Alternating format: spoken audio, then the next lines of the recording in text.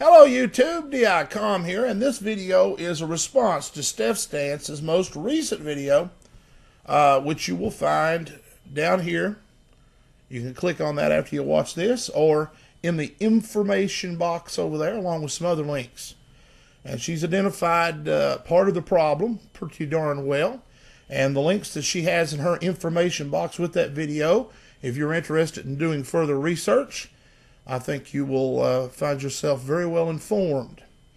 For those of you who have been subscribed to me for some time, who have known me for a while, know that I have been working for some time on a project which is working with to create a permaculture and a institute for sustainable living. And we're putting together a farm, and we've taking care of all of our various little bureaucratic paperwork items. We're right now waiting on a 501(c) status to complete. Anyway, the idea is that we're going to study, research practices that are sustainable for living, and we're going to do this on a model farm or a permaculture. What brought me to this point and what has me interested in this subject goes back to what Steph mentioned in her video.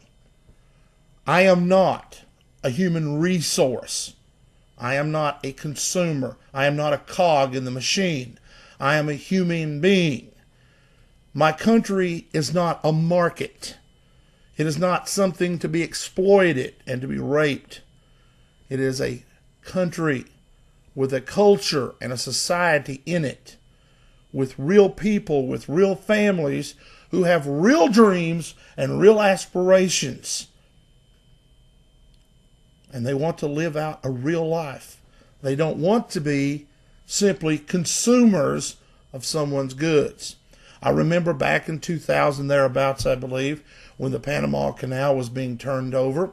And at that point, the Chinese government had already taken control of the ports of Cristobal and Balboa, which are the two ports entering into the Panama Canal. At the time, I couldn't have imagined what they had in mind. I didn't know anything about the superhighway that they were building. I didn't know anything about the free trade area of the Americas, or how NAFTA and GATT played into that. And I certainly didn't know anything about the North American Union. Now, I've just mentioned several things. Free trade area of the Americas, North American Union, the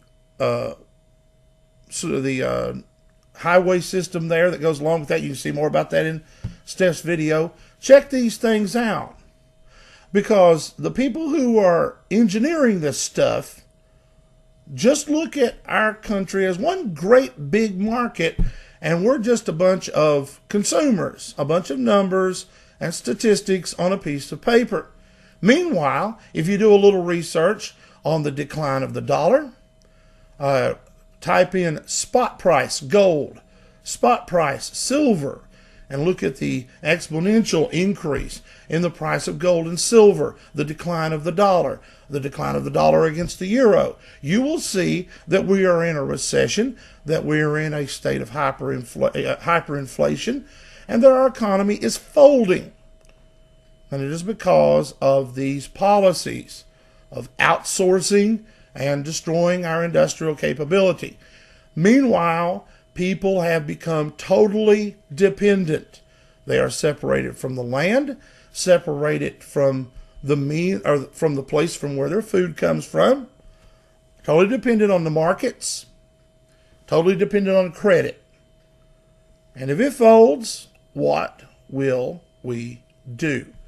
These were the things that were on my mind when I started looking into such things as cow sharing, farm sharing, young agrarians, sustainable living,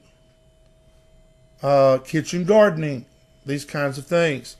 Get on your Google. It's a wonderful thing. It's like having the Library of Alexandria at your fingertips.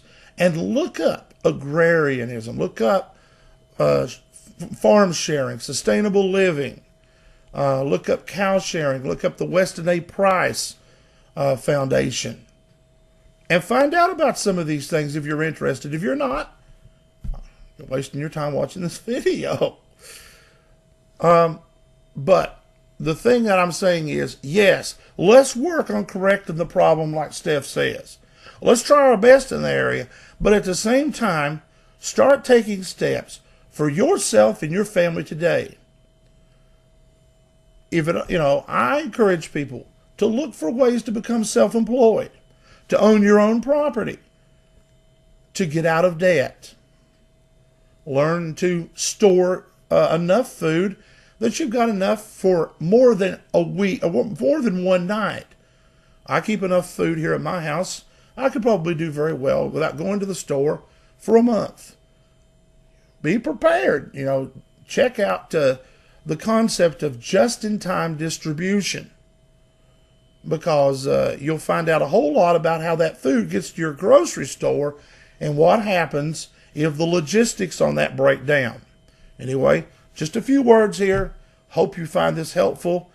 I would encourage you, research what Steph suggests in her information box and look into ways to become more independent and to bring about a sustainable pattern of living in your own life. And then if things do go bad, you have a much better chance of avoiding a whole lot of pain and suffering. Until next time, remember, tell it like it is. Right on. See you next time. Bye-bye.